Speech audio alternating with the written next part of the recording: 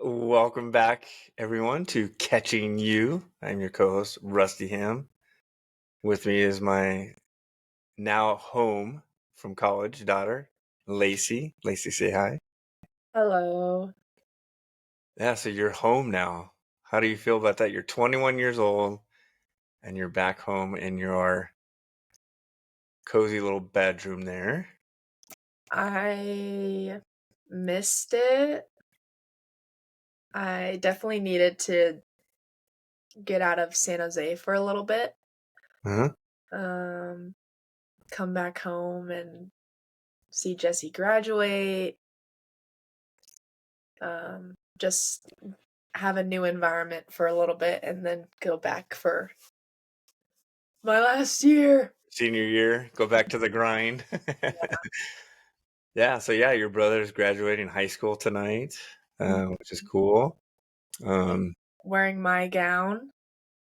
That's right, because they gave him a gown for a 5 foot to 5'3" person. He's not 5'3", he's 6 feet. Yeah. Um, so luckily you are tall, and hmm so he's able to use your old gown, which we kept for some reason. Um, We but very, secretly knew that something was going to happen. that's right, that's right. Yeah, so very cool. Same high school that you graduated from. Cool stuff. So Lace, we just finished first year 18s. hmm Um, Remember COVID cut it short, right? So after the fall, you played that one that one showcase game with Tony Bracamonte. We ended up choosing to leave. We played for Athletics Mercado Greg. They didn't. We left them after COVID, right? So COVID. Remember, I don't know if everyone probably remember COVID, but in softball, we were able to go to Utah. We talked about Utah with Greg, and Utah was a little more laxed with face masks. So we still had to wear face masks when we were around people, but Utah was a little more anti, I guess you would say. So there was a tournament up there, showcase. You play in that, you did okay, So after Greg, we meet with him, and he says, "Yeah, you can you can go up to 18s, but you're not going to play for Dave, right? Dave Marcato." It was some other random. Yeah, it was a coach that we weren't necessarily fans of, I Yeah. think. So that was that. So it's the summer. So then we come back, and if you guys don't know who Ken Briggs is now with the Bengals. Yep. He created the Bengals. I don't know what the first name is, but um, back then it was SoCal A's Briggs, right? So the 18U, he had two 18U teams. He would bounce back and forth from one of them to the other one. Not necessarily your team. Not my team, no. Yeah, I um, and we got to choose whether we would stay online for school or be hybrid. So I'd go to school 2 days out of the week. yeah, Tuesday, Thursday, I think it was. Yeah. And then the other 2 days I'd go online. Yeah, Yep. yeah, yeah. Teaching wise, it was I had to go every day, right, as a teacher, and there was probably 5 or 6 people in my class each day, and we would just like walk the track. That's all we did in the first semester. We couldn't like go inside. We couldn't go in the gym. We had to stay outside. So it was a mess. Right. But on that team, uh, correct me if I'm wrong, was Maya Perez, who's That was Greg's team. okay. So Greg, so Maya Perez, who uh, did very well, right, in the Yeah. regionals. Her first career home run was a grand slam against Texas. That's right. Yeah. Yeah. So Sweetest girl I knew ever. she's She's awesome. so nice. Yeah. You played with a lot of great girls, right? Yeah, I did. So now we're with SoCal A's Briggs in the fall. Mhm. and describe that and what happened, right? We go so something happened with San Jose State, where you're at now. Yeah, Kinda so give us the connection with Briggs and all those coaches there and how that kinda came to fruition there. it was it was a big change, like, even with Athletics Mercado, it was definitely a different vibe, like, 'cause now I was in my junior or I'm entering my senior year of high school, but with Greg, I was in my junior year, which is prime recruiting high school year, Mhm. and so with Batbusters, it was never the recruiting was never really the main focus because you've said before, like, the coaches come to us, like, we don't go to the coaches. So, big thing with Athletics Mercado and SoCal Athletics was, like, you need to reach out, you need to email, we're gonna call coaches for you, we have all these connections, like, this is gonna happen, we're gonna get you recruited. So, it was definitely really different than what I'm used to. But that's how it was on SoCal A's. Like, we had a recruiter with us who would contact coaches for us and give us feedback, whatever they were saying. Um, was it the most competitive team? No. Not so much. I Um, went to I went to a couple of games, and yeah. it was, I wouldn't say it was Bad News Bears, No, like, um, but, the I mean, there was you had some talented girls, but there's it was not as serious as teams that you've been on in the past. no, and I was not used to that at all. Like, "Oh, yeah, I'm just playing softball for fun." I'm like, "I'm here to get a scholarship." Like, Yeah, say that again?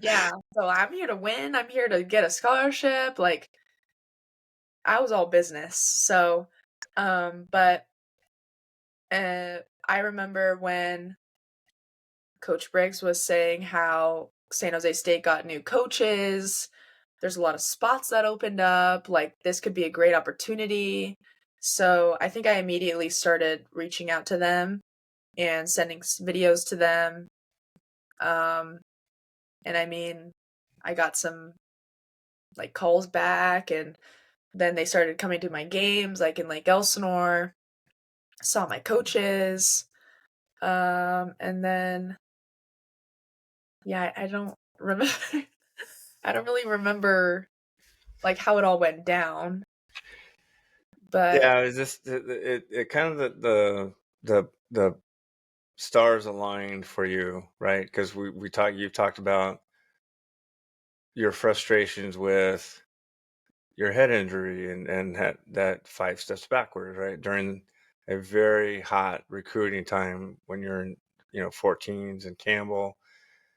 Then you talk about COVID, where, we go to visit North Carolina. This is the ACC team. They needed a pitcher. They were going to come out and watch you pitch. You're pitching well. You're going to pitch against, Norco and, all these top California teams. And then COVID hit. So another 5 steps backwards, right? Then, the San Jose State coach happens to get fired, right?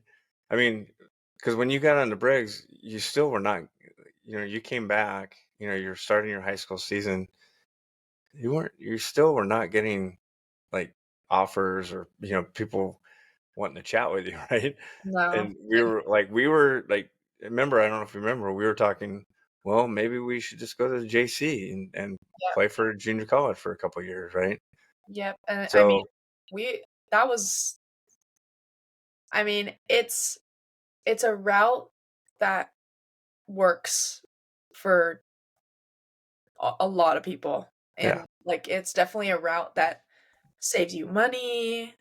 It's I mean, those coaches have connections with D1 schools, D2 schools, like, you're I wouldn't say granted, like, a spot somewhere, but going to the JUCO route is I mean, it's a tough deal, but I think it makes you stronger as a player. I mean, I've had some friends go to the JUCO and make it out to D1 colleges, so and they said that it was the best decision they made.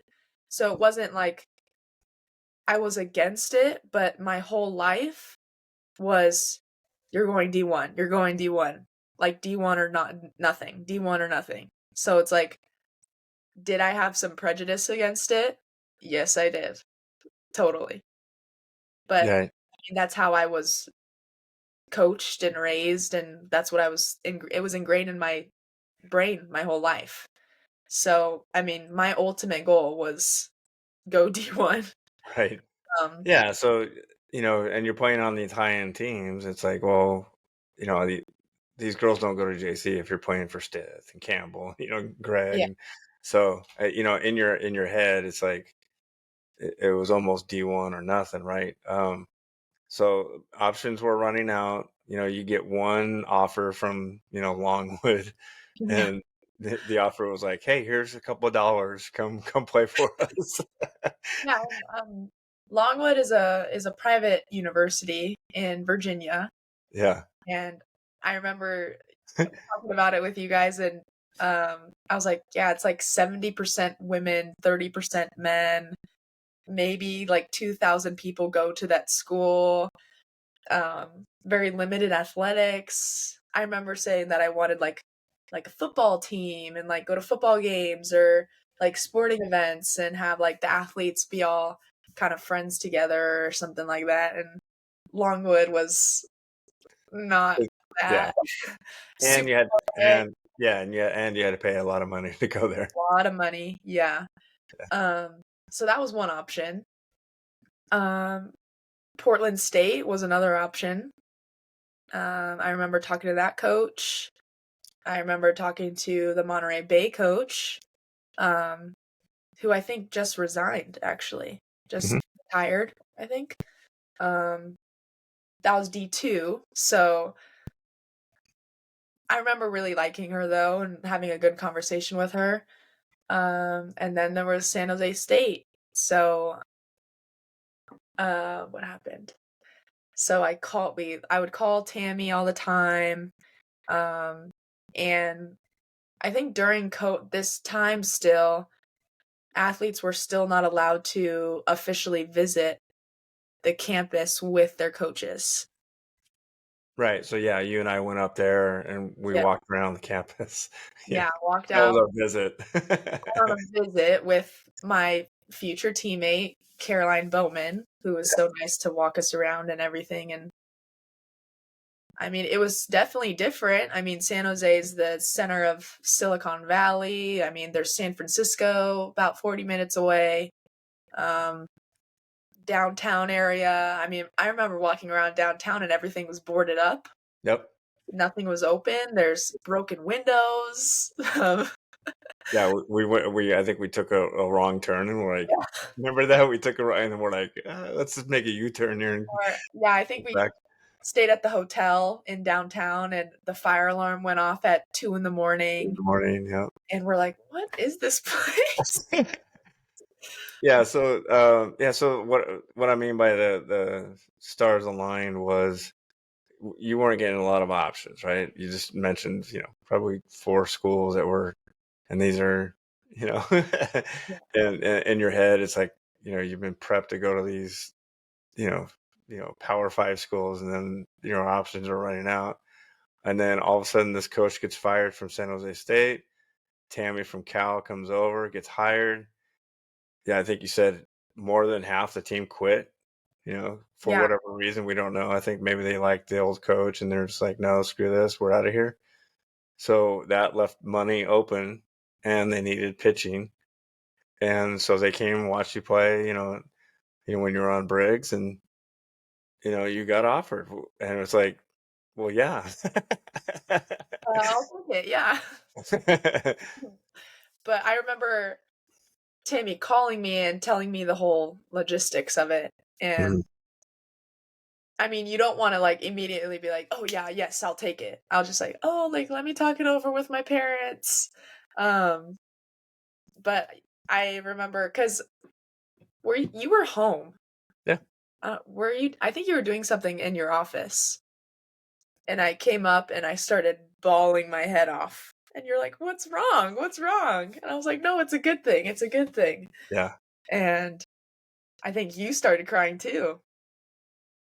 Yep. Yeah. 'Cause I, I'm I'm I'm not ashamed to say that I cry. I'm a crier. I mean, it's okay to cry. It's oh, Right. but it was just it's I mean, everything I probably could have asked for in a school. I mean, there's competitive athletics, we're in a competitive conference, we play all these competitive schools. I mean, I'm still in California, I could drive home if I wanted to, you know, there's the beach about 40 minutes away, there's the city, I mean, there's downtown San Francisco, all these things I could go and do.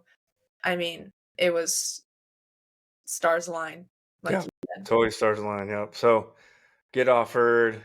Um, you commit, which was Mhm. awesome, right? We were all on the couch, and had the speakerphone out, and we're listening to you, and I was proud. I was proud of you because you worked so hard, right? We talked about how hard you worked and all the setbacks you had, and then having them offer you, money to go play there, and you have an opportunity, like you said, to play in a competitive environment and get the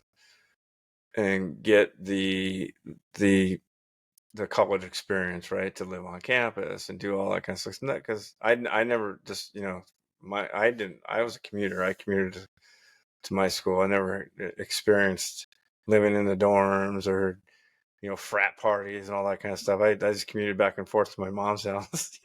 I was still living at my mom when I was going to college. So I was so proud of you. So we commit, and then unfortunately, after Christmas, we come back and we jump teams again. Remember we talked about I talked about it earlier, where we were so committed to the Bat Busters from you were 9 years old till probably I think when you're 15 or 16. We were strictly Bat Busters and we were all in, right? But now we're kind of bouncing around to Greg to Briggs. We ended up coming back to Bat Busters with Tony Bracamonte, which is the team you played for that one time at Yeah. the showcase. So it was a team that, looking back, we kind of talked about off. We probably should have stayed, but like I said, we had a bad taste in our mouth at that time. We were just like, yeah, let's try different things. Come back to Tony, Bat Busters, and it was a kind of a cool ending to your travel ball. To explain that or describe like who was on the team, why that was kind of surreal for you Mm. to get committed, number one. So now that's off your chest, and then come back to a team with. Go ahead, just to kind of describe that. Well, so Tony Bracamonte, I remember when I first started out on, like, Team Mizuno, like, he had a older team that we would go practice with, and, um, so I remember him since I was little, but I never really got close with him like that, like, as a coach or anything, but, I mean, we get to this team, and, I mean, there's at least I mean, we have T and Emily, who I started out travel ball with on Team Mizuno. Hmm. And I mean, you're very close with their parents. I'm very close with those girls. Um, and then we get Arissa to come onto the team with with Tom Lugo. And I mean, those are girls that I have deep friendships with since I was 9. So Right. now I'm 18 in my senior year, and I'm ending my travel ball career with the girls I started out with. And then I am meeting all these new girls on this team, and I mean, we get close so fast. And I mean, the whole season we had incredible highs, incredible lows. I mean, that's like what you want to go through with a team, and that's what brings you a lot closer. So I mean, we had like terrible friendlies and then awesome friendlies, and then we go to we're in the summer, and we go to Colorado, and we do terrible in Colorado. Yeah. And then we're like, guys, like this is not and then this is not how like we're supposed to be playing. Like we worked so hard Yeah. all season for this. I mean, I have a key memory because I mean on SoCal Athletics, there wasn't very much like discipline, I'd say. Right. So, but you go to Batbusters and you're in for a wild one. So, I mean, whoever does foul poles at practice knows what I'm talking about. Like we're at practice and we're setting up and T is 14 minutes late to practice. But she lives about 10 minutes away from where we practice. Right. So we're like, what? No one's ever late, right? No one's ever late. We run 14 foul poles while T is watching us do it. Like she can't run with us. We run because she was 14 minutes late. And those are the type of things that like I mean, I bet other teams do this, but I felt like only Batbusters were like the ones to do that. And like I was so glad to be back on a team that actually like cared enough. And I mean, practices were brutal.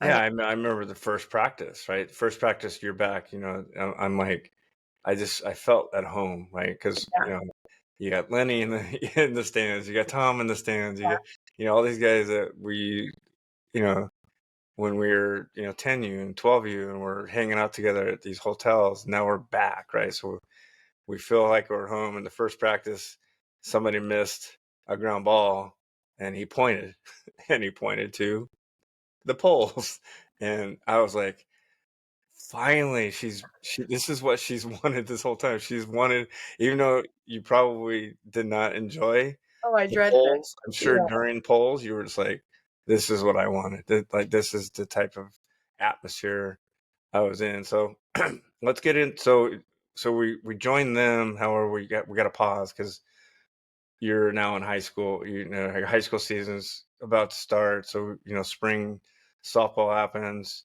This is your senior year. We're back to playing. Remember, because your junior year was cut short. Mhm. So senior year, you're back to playing high schools. You have a full season. You do great, right? You're pitching well. We win league. For the first time in a long time. I think 2018 was the last time we won league. So we're back to winning league.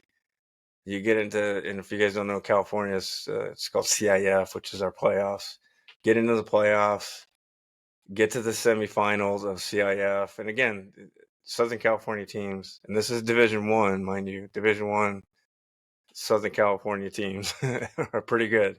You got Modern Day, Norco, Esperanza, who we played against. You got Huntington Beach. You remember that Huntington Beach game where it was 1-0. It was a pitcher's duel. There's like 2 hits the whole game. Huntington Beach is super good. Yeah. But we play semifinals CIF. You play against Esperanza. You play against a girl that was on that, not Team Mizuno, but she was with you, 10U and 12U. She committed to Oklahoma at the time. So Yeah. this is a battle. We tie at the top. We go up 1 in the top of the 6th. They tie at the bottom of 6th. We go to extra innings. 11 innings, right? This is Yeah. CAF semifinals, extra innings, 11 innings.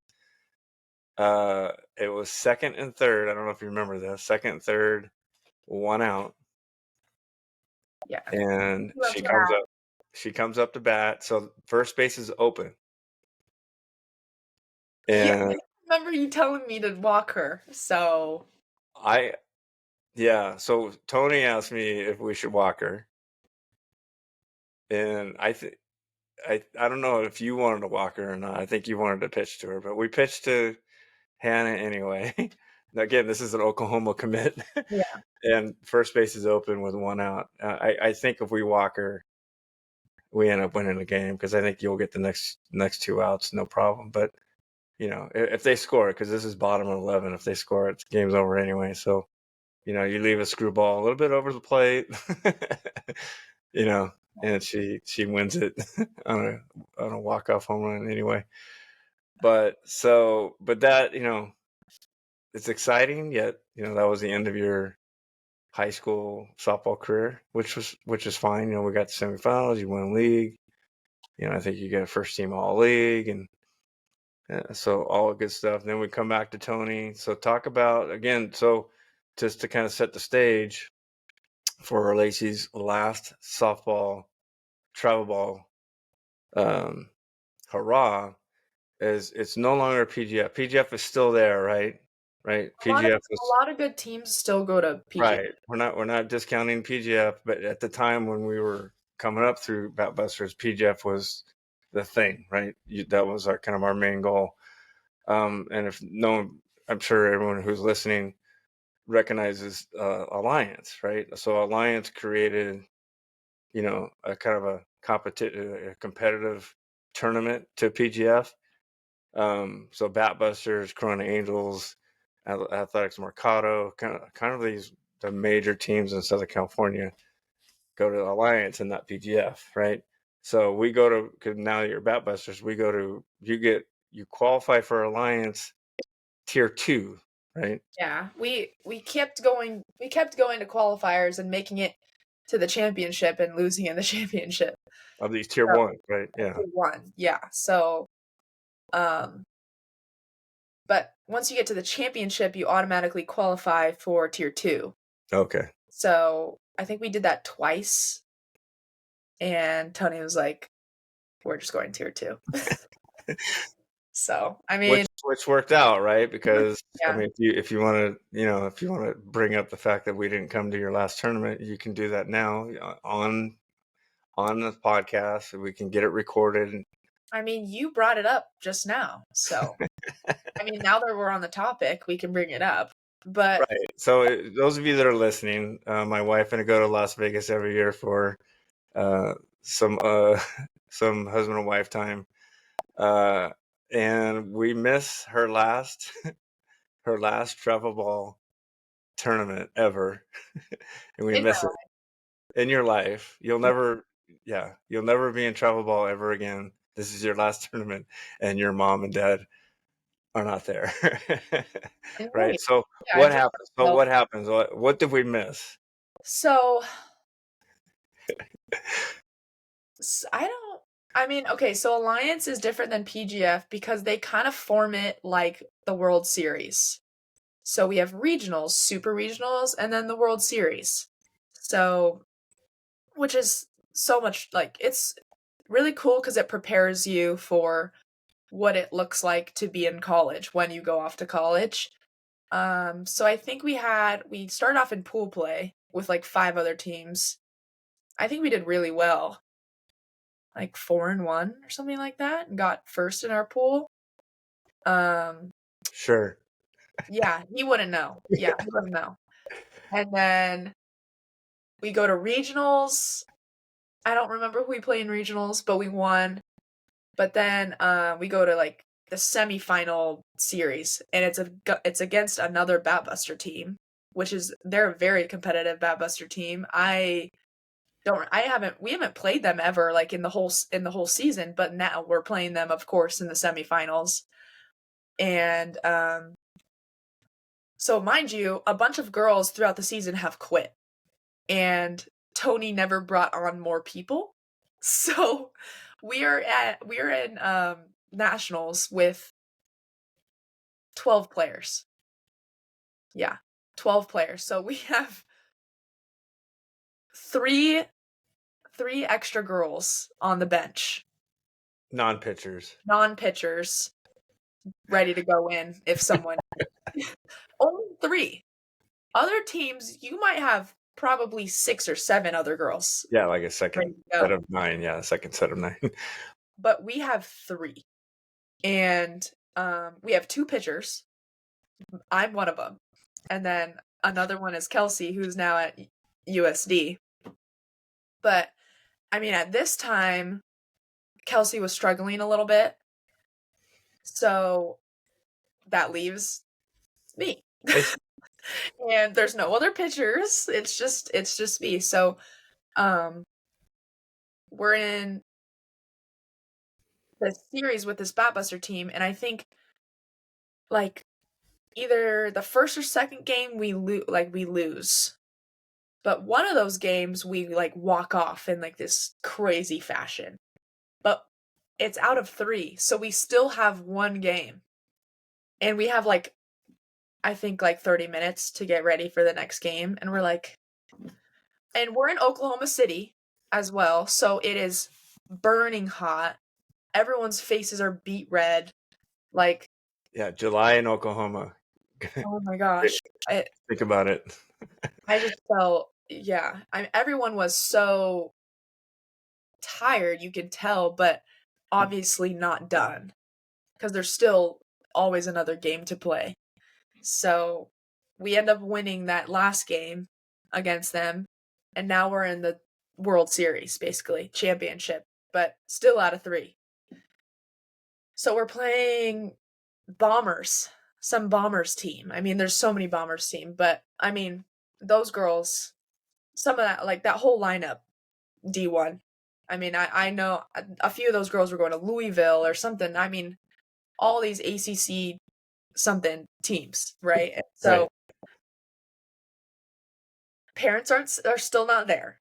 We're still not there, and we will not be there because They we're won't be there, yeah. yeah, Um, we were in Las Vegas. Yeah.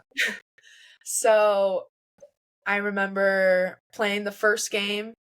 I really wish I remembered how I played, but like I think I was so burnt that I was so focused on just hitting my spots instead of pitching as fast as I can, or like I just wanted to spin it and hit the spot. So Mhm. we win the first game and we're like, okay, like this is it, basically. And I remember in that game break, while the girls are hitting the wiffles, whatever, I go out into center field and I just sit there and I like close my eyes and I'm like imagining winning the championship. And I've never done that before. Really, that was kind of my first time ever envisioning something like that, which later now I know what it's called, like imagery Mhm. and um sort of like meditation in a way. Had no idea I was doing it at the time, but I did it, and we go out and we win the second game and we win the championship. And it was my last ever travel ball game of my life, and it ended in a dog pile. So, and it was with like my best friends in the entire world.